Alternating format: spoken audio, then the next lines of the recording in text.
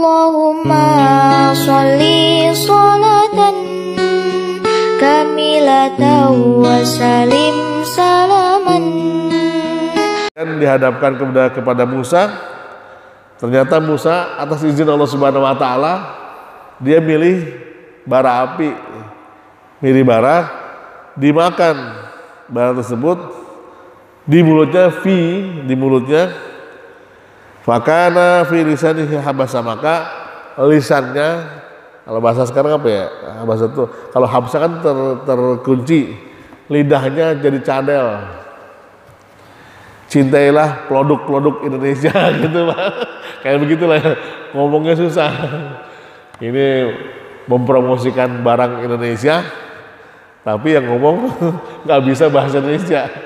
Cintailah produk-produk Indonesia gitu. Nah ini Fir'aun akhirnya lisannya jadi cadel, jadi terluka karena makan bara api ketika bayinya kan ya bara api panas. Akhirnya Musa tersebut tidak pandai berbicara secara lancar. Kalau di sini habsa itu artinya terpenjara gitu ya, nggak bisa ngomong lah ya, terpenjara. Hati berbahagia. Jadi singkatnya akhirnya Musa tinggal ya bersama Fir'aun. Itulah kenapa ketika Allah perintahkan Musa untuk berdakwah kepada Fir'aun berat ya. Ketemu lagi bapaknya berarti kan. Kenapa? Kesalahan kedua yang membuat Musa agak berat, Musa pernah membunuh bangsanya Fir'aun, bangsa Kipti. Ketika terjadi dua pemuda berkelahi, kalau bahasa kita berkelahi, zaman Betawinya, dua pemuda berkelahi, berantem, yang satu bangsa Israel, yang satu bangsa Kipti. Maksudnya Musa alaihissalam melerai, jangan berantem. Nah karena mungkin melerainya kekerasan, mukul salah satu dari keduanya, kebetulan yang dipukul itu bangsa Kipti, bangsanya Fir'aun, mati. Terdengar sampai istana bahwa Musa membunuh bangsanya Fir'aun. Kan memang Fir'aun itu sangat cinta kepada rakyatnya. Marahlah Fir'aun kepada Musa, dikejar itu Musa, lah sampai lari ke Madian. Nah di katanya di Madian ketemulah calon istrinya dan mertuanya, Nabi siapa? Nabi Syuaib ya. Ketemu Nabi Syuaib. Jadi kesalahan Musa yang kedua adalah dia ngebunuh bangsanya Fir'aun. Kemudian kenapa Musa agak berat berdakwah kepada Fir'aun yang ketiga? Karena Musa tahu Fir'aun raja yang sangat besar saat itu. Tidak ada yang berani melawan Fir'aun. Ya Pak ya. Bahkan dirinya idda uluhiyah. Di sini katakan, pergilah kamu kepada waktu Jabir wa jawazul ahad fi tughyan hatta da'al uluhiyah. Jadi kalau katakan kenapa dia suruh berhadap kepada Fir'aun, karena dia melampaui batas dan hatta sampai idda uluhiyah, dia mengaku atau menganggap diri sebagai Tuhan. Ini kalau sudah menganggap sebagai Tuhan, raja besar Pak ya. Musa suruh menghadap Fir'aun untuk berdakwah kepada Fir'aun karena Fir'aun ini raja yang zalim. Itu yang ketiga. Yang keempat itu tadi, kenapa agak berat, ini masalah besar nih, karena Musa nggak bisa ngomong gitu Pak, cadel mulutnya, jadi ngomongnya nggak jelas. Nah akhirnya dengan faktor 4 itulah menganggap ini masalah besar. Tapi karena kita cerdas, maka masalah ini menjadi peluang. Oh, kalau Allah sudah perintahkan, inilah saatnya, inilah waktunya, inilah peluangnya untuk menyampaikan kebenaran, yaitu ajaran Allah Subhanahu wa taala. Idhab ila fir'auna innahu tagha. Karena Allah Maha tahu ini agak berat bagi Musa, maka Allah bekali. Kalau bahasa Betawi bekelin. Allah bekali Nabi Musa alaihissalam dengan doa yang sama-sama kita pahami. Ini suaranya beda ya. Yang sama-sama kita pahami bahwa doa itu yang kita baca, qala rabbishrah li sadri wa yassir li amri wahlul 'uqdatam min lisani yafqahu qawli waj'alni waziran min ahli Harun akhi. Shadaqallahul azim. Ayat ini kan suka kita baca ya. Kalau kita mau ngomong gitu, mau pidato, mau ceramah, mau sambutan, atau menghadap orang, mau agar proyeknya gol, ngomongnya nggak terbata-bata, bukan terbatu-batu, terbata-bata, ngomongnya biar lancar, ngomongnya biar kena, maka suka dibaca Rabbi shrahli sadri. Hafal dah, pada hafal tuh ayat ini nih, hafal. Lihat Quran nih. Nah ternyata, kan gitu-gitu Pak ya. Wah besok suruh pidato nih, kalau di zaman saya santri, suruh muhadoroh gitu ya. Suruh muhadoroh. Baca, hafalin tuh teks pidatonya. Satu halaman dia hafal. Sampai hafal. Dibacalah Rabbi shrahli sadri gitu. Begitu maju ke depan, hilang semua hafalannya. Wih, ngomong apa nih, hilang semua ya. Kan gitu tuh dulu ya pengalaman ya. Kalau bagi yang pernah ditugaskan sekolah, nanti hari Senin suruh jadi pidato gitu. Dihafal tuh dari hari Sabtu ngapal teks gitu. Hafal dah hafal. Begitu ke depan, assalamualaikum, bingung ngomong apa nih karena hilang semua. Karena prinsipnya banyak menghafal, banyak lupa. Sedikit menghafal, sedikit lupa. Tidak menghafal, tidak lupa-lupa gitu. Akhirnya nggak usah ngapalin apa ya, karena kadang dihafal.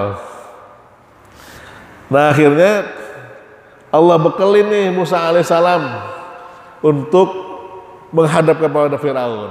Qala Rabbi shrahli sadri wa yassirli amri wahlul 'uqdatam min lisani yafqahu qawli waj'alni waziran min ahli Harun akhi. Kalau kita biasanya suka sampai yafqahu qawli. Sedangkan Musa menyebutnya waj'alni waziran min ahli Harun akhi. Jadikanlah dariku keluargaku sebagai wazir, pembantu, penolong. Wazir itu pembantu, penolong, yang membantu Pak. Dalam bahasa Arab, menteri juga namanya wazir. Makanya disebut pembantu presiden, gitu ya. Pembantu Pak ya. Tapi orang prestis kalau jadi menteri, padahal statusnya pembantu, pembantu rumah tangga, gitu Pak ya.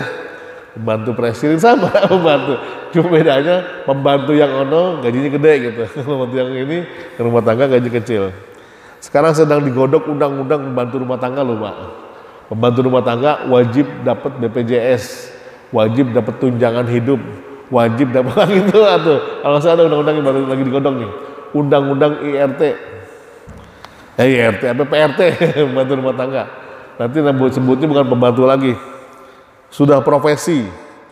Saking banyaknya Indonesia, beberapa orang Indonesia jadi pembantu di luar negeri ataupun di kota-kota besar, maka pembantu menjadi profesi. Jadi bahasanya bukan lagi pembantu Pak nanti, ya, tapi udah profesi sendiri. Bahkan mungkin kalau jadi pembantu besok ada sekolahnya, ada sekolahnya untuk jadi pembantu rumah tangga itu. Kembali ke sini, bahwa Allah bekalin doanya nih. Ternyata kalau bagi saya ini saya kelompokkan ayat inilah merupakan tip and trick untuk menghadapi masalah. Nah gitu Pak. Ini ayat Allah nunjukin, Allah ngajarin pada kita tip untuk menghadapi masalah. Paling tidak ada 4 tip untuk menghadapi masalah. Kan bagi Musa alaihissalam ini masalah besar nih. Berdakwah kepada Firaun, raja yang zalim, raja yang durhaka, raja mengaku diri sebagai Tuhan. Masalahnya kedua, Musa dulu pernah kecil, pernah diasuh sama Allah Firaun. Ya, Musa nggak bisa ngomong, masalah besar nih. Berdakwah kepada Firaun. Kenapa? Ngomongnya harus jelas. Kalau bahasa Firaun, ente ngomong masih belepotan aja gitu ya. Kalau bahasa senior, ente ngomong masih belepotan aja mau damain aneh gitu ya. Kalau bahasa gitu bahasa Betawinya.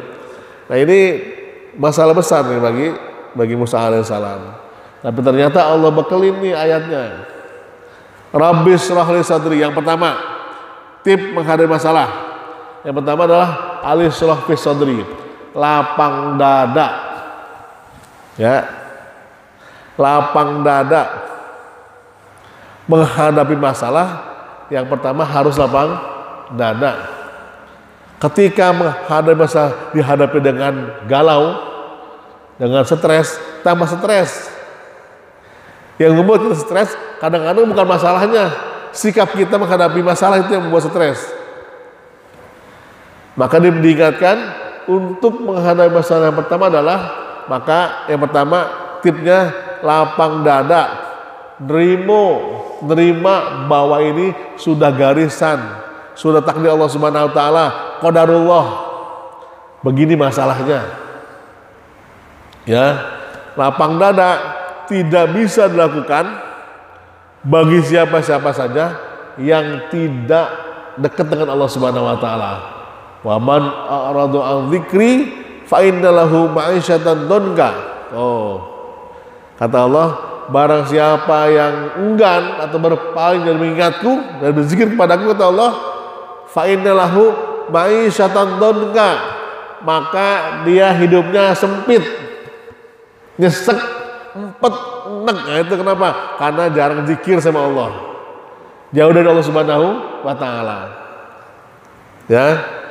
Jadi kalau kita nggak bisa lapang dada karena suka nyesek dadanya, masalah, aduh begitu menghadapi masalah stres, ya, masalah stres.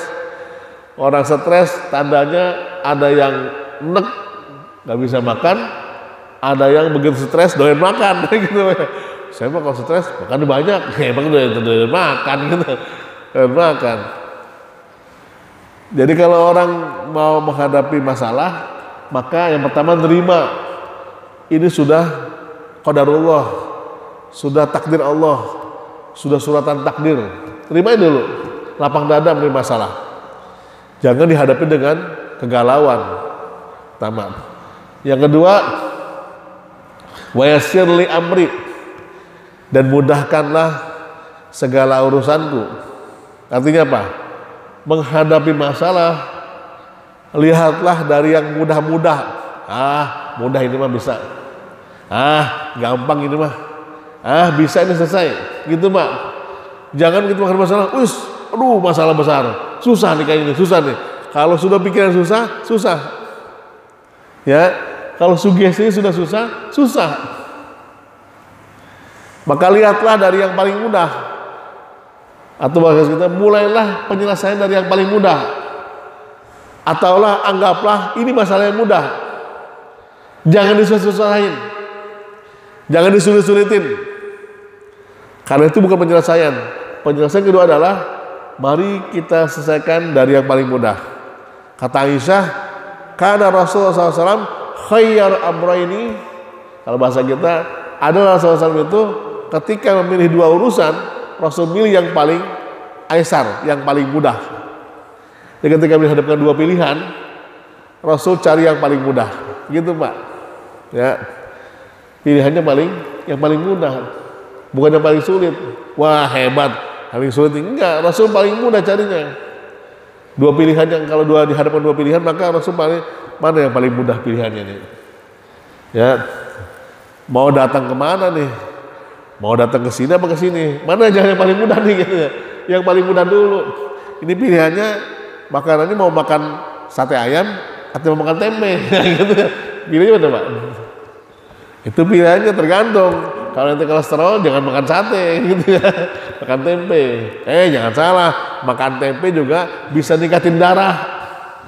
Bisa darah tinggi kalau makan tempe tiap hari Pak. Bukan cuma daging. Ya. Hari pertama makan tempe, sebelahnya makan telur, gitu. Hari kedua makan tempe lagi, yang sebelah sudah makan sop daging, coba ya. Hari kedua makan tempe, hari ketiga dia makan tempe lagi, yang sebelah udah makan sate sama sop. Darah tinggi nggak Pak? Darah tinggi nggak? Itu makan udah berubah dari mulai makan telur, makan daging, makan sop, dia makan tempe, darahnya naik tuh gitu Pak. Makanya bilang bahwa makan tempe bisa naikin darah gitu. Nah akhirnya kembali ke sini bahwa tip yang kedua adalah ambillah yang paling mudah. Di zaman kita sekarang ini, mohon maaf kalau saya berurusan sama birokrasi itu kayak saya dulu kepala sekolah, kalau berurusan sama dinas itu nggak bisa sekali Pak, berkali-kali. Atau kita urusan masalah surat-surat aja, itu bisa bolak-balik. Saya tanya sing-sing teman saya di dinas, kenapa sih kalau urusan sama dinas susah banget? Apa prinsipnya? Kalau memang bisa dipersulit, kenapa dipermudah? Gitu, oh ya, gitu ya. Oh, ternyata gitu. Kalau masih dipersulit, kenapa dipermudah? Kita balik. Kalau memang bisa dipermudah, kenapa dipersulit? Gitu harusnya, Pak. Ya, ternyata mereka punya prinsip memang kalau bisa memang dipersulit, kenapa dipermudah? Dibikin sulit supaya ada kerjaannya gitu. Nah ini kan hati-hati Pak ya. Kalau kita menyulit-nyulitkan urusan orang, niscaya kita pun akan disulitin orang kalau punya masalah. Ya, itu kalau sudah konsekuensi logis, sudah hukum alam, sudah sunatullah. Kalau kita mempersulit urusan orang, maka nanti atau ketangkapan-tangkapan kita pun urusan akan dipersulit orang lain. Maka permudahlah urusan orang lain pada kita. Permudahlah urusan orang lain kepada kita. Gitu Pak. Jadi tip yang kedua adalah wayasir li amri, permudah urusannya. Kalau ada masalah, ambil yang paling mudah, anggaplah selesai yang paling mudah. Anggaplah kecil itu masalah. Wahai masalah yang besar, engkau tidak besar. Kenapa? Karena aku punya Tuhan yang maha besar. Gitu Pak. Ya, jadi kita berharap SWT untuk bisa menyelesaikan masalah tersebut. Dan kuncinya untuk bisa menyelesaikan masalah yang mudah, wa may yattaqillaha yaj'alhu makhraja. Ya, ada di ayat yang lain Allah akan mempermudah wa yasbir amrihi, Allah akan mudahkan urusannya. Kalau dia bertakwa Allah Subhanahu wa taala. Makanya kalau beriman bertakwa punya masalah low profile, tenang aja Pak. Ada Allah yang mampu menyelesaikan masalahnya. Itu yang kedua. Yang ketiga, uqdatul lisan. Ya. Terlepas ikatannya, lisannya. Kenapa? Masalah gini. Kadang-kadang terjadi masalah hanya masalah sepele. Apa itu? Miskomunikasi. Ya, miskomunikasi, masalah komunikasi aja, salah paham, salah persepsi, gitu Pak, atau komunikasi nggak nyambung, jadi masalah. Ternyata bisa diselesaikan hanya dengan komunikasi, selesai. Ya, jadi memang masalah ini datang karena masalah komunikasi yang nggak nyambung, Pak. Sekarang bukan masalah komunikasi, saking lancarnya komunikasi gitu, jadi salah persepsi. Pakai apa? Pakai WA. Jadi komunikasi lancar banget karena saking lancarnya, jadi masalah ya saking lancarnya semuanya diselesaikan dengan WA. Maksud hati memberi tausiah kepada orang, maksud hati menasihati orang lain, nasihatinya di grup kepada seseorang. Keluar nggak dinasihatin Pak? Marah, live dari grup. Ini kenapa ini masalah? Ya. Makanya kalau ada sesuatu yang kurang berkenan, jangan ngomong di grup. Kalau memang kita meluruskan seseorang itu, dijabrin aja, luruskan, dia akan terima Pak. Rata-rata orang tidak mau menerima nasihat karena cara menasihatinya yang salah. Itu nasihatin depan umum, terima nggak orang itu? Nggak bakal terima, pasti tersinggung. Ya, itu pentingnya nasihat wa tawasul haq itu adalah nasihatnya secara sir, secara diam-diam. Jangan mentang-mentang dia seorang apa yang memahami, mengerti, nasihatin, itu jangan begitu ya, dosa tuh ngomongin depan orang. Malu nggak nasihatin? Malu, jadi masalah. Makanya penting saling menasihat itu bukan depan umum tapi dari hati ke hati, ketemu silaturahmi ya. Saya mau ketemu nih, mau ngapain? Tumben mau datang, aduh nggak tenang tuh. Itulah gara-garanya masalahnya kita jarang silaturahmi. Begitu kita mau nasihatin, pengen silaturahmi, pengen datengin, orang curiga, mau ngapain nih? Jangan nih. Berarti kurang silaturahmi tuh. Atau sebaliknya, itu datang yang sini, saya mau ngomong. Saya mau ngapain? Tuh ngambil. Kurang sopan tuh ya. Jadi jadikanlah cara-cara yang smooth, cara-cara yang indah, cara-cara yang baik untuk bisa menasihati orang lain. Kenapa? Akan jadi masalah ketika komunikasinya kurang bagus. Nah, uqdatul lisan, buka lisannya agar mereka paham, maka merupakan bagian dari solusi. Tip menghadapi masalah ketiga adalah lisannya dipermudah. Kalau di sini kan kenapa minta seperti itu? Karena Nabi Musa alaihissalam tadi lidahnya keluh, lidahnya cadel. Ketika baca doa kayak begini, kadang-kadang dalam sejarah riwayat Musa ngomongnya lancar. Tapi ketika berdakwah doang yang melancarnya, gitu ya. Ketika berdakwah lancar. Lah, fungsinya saudaranya Harun ngapain? Kan Nabi Musa ngajak Harun kan supaya menjadi juru bicara awalnya. Oh, ternyata Harun support Musa alaihissalam untuk berdakwah, di sebelah kanannya zikir, ya, doa, gitu Pak. Jadi juga sama rumah tangga suami istri, ketika suaminya bekerja, istrinya mendoakan, mensupport di rumahnya agar suaminya mendapatkan rezeki yang halal thayyiban wa katsiran gitu ya, banyak berkah dan berkah, baik dan banyak.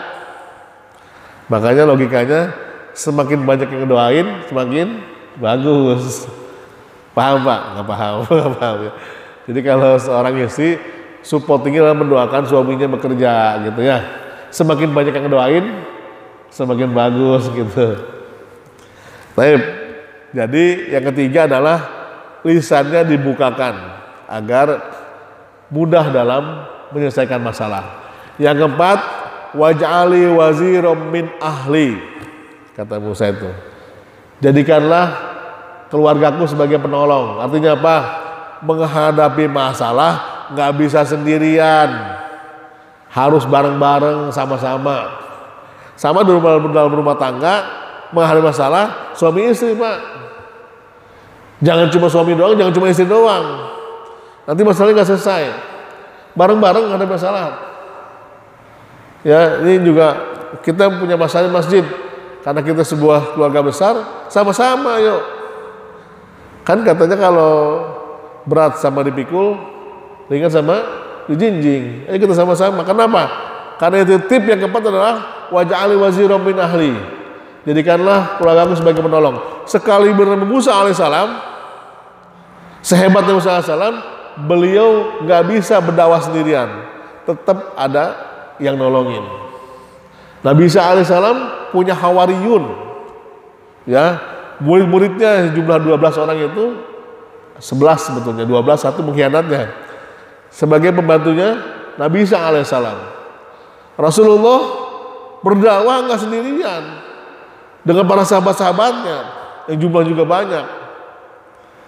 Sekali Musa alaihissalam menghadapi Firaun, minta bertolong, minta bantuan dengan Harun akhi, Harun saudaraku.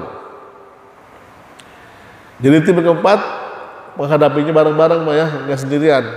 Rumah tangga suami istri menghadapi masalah sama-sama. Dia mah 11-12, bagus berarti 11-12 Pak. Berarti nyambung 11-12. Dia mah suami istri 11-12, emang iya. Jangan 11-11 Pak, jangan 12-12, 11-12, berarti saling melengkapi kan ya? Ya saling melengkapi 11-12. Ini kalau dia mah maksud hati, maksudnya mungkin balik kompak kali ya, bukan kompak, memang begitu 11-12.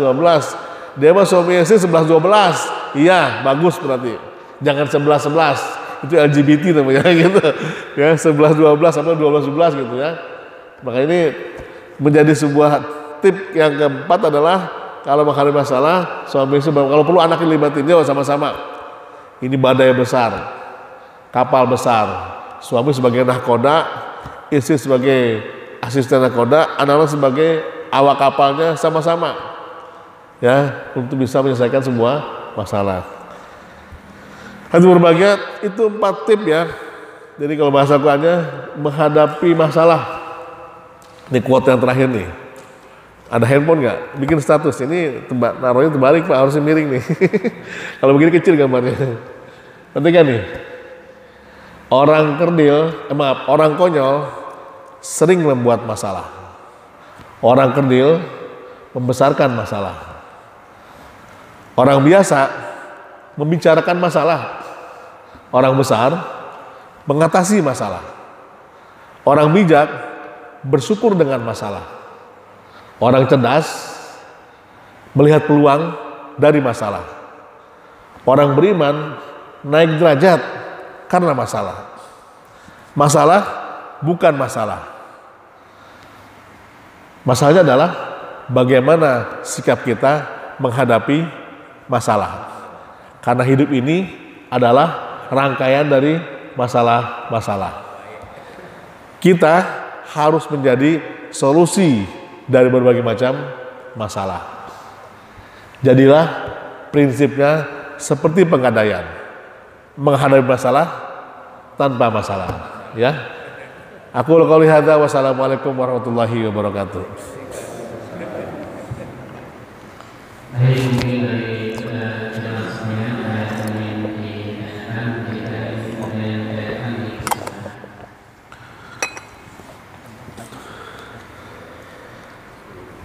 Nggak ada ya? Udah usuk ya? Usuk belum?